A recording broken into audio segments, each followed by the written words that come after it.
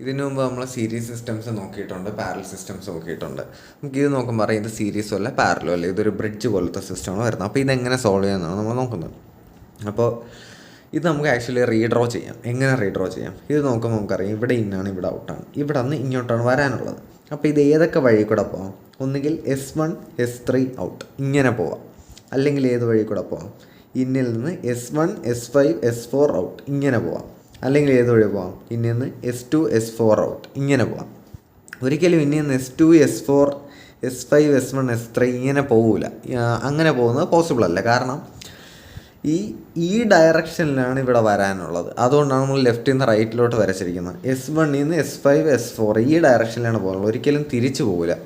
നമുക്കറിയാം, നമുക്കൊരു സിസ്റ്റം എടുത്താൽ, ഉദാഹരണത്തിന് ഒരു വണ്ടിയുടെ കേസ് എടുത്താൽ തന്നെ നമുക്ക് ഫിൽറ്റർ കഴിഞ്ഞിട്ടാണ് കാർബറേറ്ററിലേക്ക് വരാനുള്ളത്. കാർബറേറ്റർ കഴിഞ്ഞിട്ട് ഫിൽറ്ററിലോട്ട് പോയിട്ട് കാര്യമില്ല.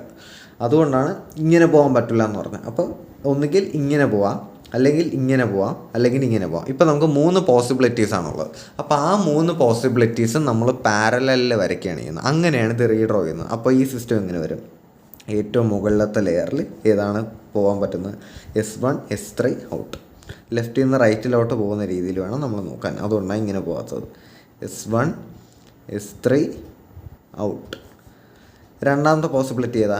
S1 S5 S4 out. S1 S5 S4 out. ഇങ്ങനെ ഒരു പോസിബിലിറ്റി ഉണ്ട്. അല്ലെങ്കിൽ എങ്ങനെ പോവാം? S2 S4 ഔട്ട് എന്ന് പോവാം. S2 S4 out. ഈ സിസ്റ്റവും ഈക്വലൻ്റ് ആണെന്ന് നമുക്ക് പറയാൻ പറ്റും. അതായത് ഈ സിസ്റ്റത്തിനെ നമ്മളിങ്ങനെ റീഡ്രോ ചെയ്തിരിക്കുകയാണ്. ഇപ്പോൾ S1 S3 സീരീസാണ്, S1 S5 S4 സീരീസാണ്, S2 S4 സീരീസാണ്. ഇപ്പോൾ ഓരോന്നിൻ്റെ റിലയബിലിറ്റി അറിയാമെങ്കിൽ നമുക്ക് ഓരോ ഈ ലൈനിലെയും അല്ലെങ്കിൽ ബ്രാഞ്ച് എന്താണെങ്കിലും ഓരോന്നിലെയും ഓവറോൾ റിലയബിലിറ്റി നമുക്ക് കണ്ടുപിടിക്കാമല്ലോ. സീരീസ് അല്ലേ? അപ്പോൾ ഇങ്ങനെ ഓരോന്നിലെയും ഓവറോൾ റിലയബിലിറ്റി കണ്ടുപിടിക്കുക.